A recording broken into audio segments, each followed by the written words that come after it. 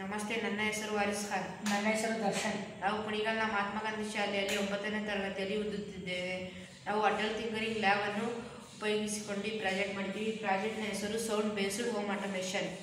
ಇದರಲ್ಲಿ ಏನು compound use ಮಾಡಿದ್ದೀವಿ ಅಂದರೆ Arduino UNO, sound sensor, relay module, bulb, few jumper wires.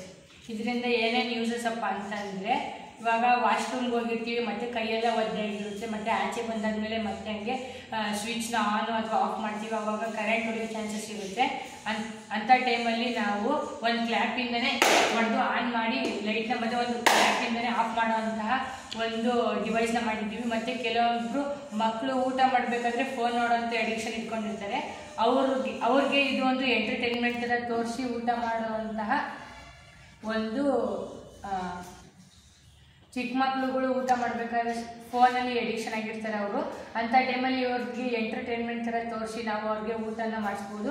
ಅದರಿಂದ ಫೋನ್ ಎಡಿಕ್ಷನ್ ಕೂಡ ದೂರ ಆಗುತ್ತೆ ಮತ್ತು ಅವರು ಊಟನೂ ಚೆನ್ನಾಗಿ ಮಾಡ್ತಾರೆ. Thank you.